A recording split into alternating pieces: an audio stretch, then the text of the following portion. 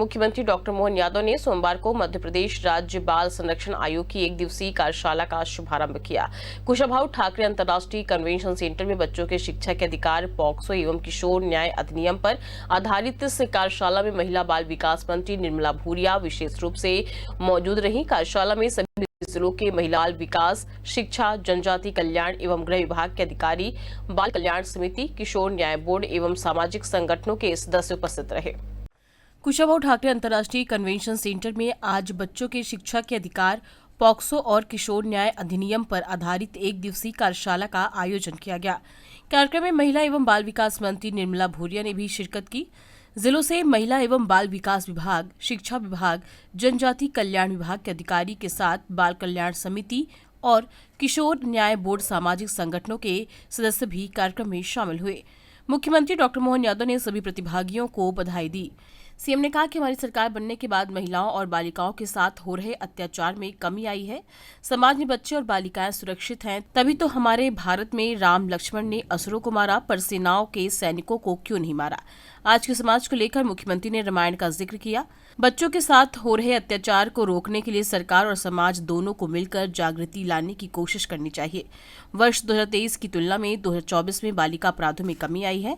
2018 से लगातार सतत काम हुए हैं। काम करने का बहुत बड़ा दायरा है। मैं आज के इस अवसर पर मौर्य जी बहुत सुयोग्य अध्यक्ष हैं और आपने कई सारे विषय को धीरे धीरे करके हमारे बीच में ला करके संकेत में क्यों न हो उस तरफ आपने इशारा किया जिसकी आवश्यकता है। ये बात सही है कि हमारी सरकार को बनने के बाद हमने तुलनात्मक रूप से 23 की तुलना में 2024 में महिलाओं, बालिकाओं में सामूहिक बलात्कार, छेड़छाड़, अनैतिक व्यवहार या इस प्रकार के अपहरणों या बाकी व्यवहारों में कमी आई है। मुझे इस बात का संतोष है। पिछला 1 साल पुराने की तुलना में हमने इसको कंट्रोल किया है। ये हमारी सरकार की जीरो टॉलरेंस की नीति का ही परिणाम है। लेकिन ये बात भी सत्य है कि अगर हम 2018 से 2024 के मध्य देखें तो सरकार की सख्ती भी हमारी तरफ से दिखाई देती है। मध्य प्रदेश वो राज्य था जिसने महिलाओं का, खासकर बच्चों का इस प्रकार के अपराधों में मृत्युदंड का भी प्रावधान किया है और यही कारण है कि लगभग 48 प्रकरणों में मृत्युदंड के एक तरह से दंड से दंडित करने के न्यायालय द्वारा निर्णय पारित किए गए।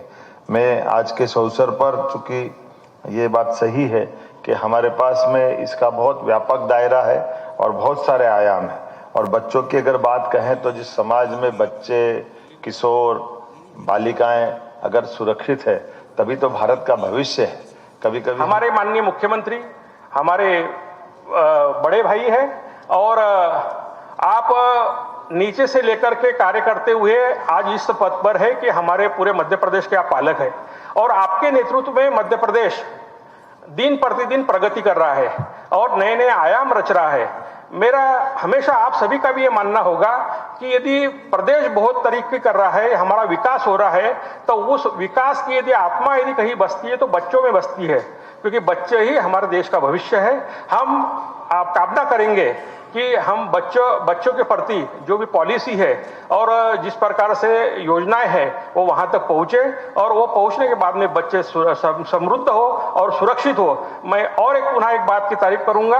आयोगों ने जो पिछले 6 माह से, साल भर से महसूस किया है, जब से आप प्रदेश के मुख्यमंत्री बने हैं उस समय से आपने अधिकारी को जो नीचे तक निर्देश दिए हैं, चाहे वो पॉक्सो के विषय हो, चाहे प्रताड़ना के विषय हो, जीरो टॉलरेंस पॉलिसी पर जो अधिकारी को निर्देश दिए हैं उसका परिणाम हमको देखने को मिल रहा है कि नीचे तक ये सारी बातें ठीक से मतलब ये हो रही है, इससे प्रभावित हो रही है। सीएम ने कहा कि भारत के लिए यह स्वर्णिम समय है। सरकार के साथ समाज भी जागृति लाने का काम करे।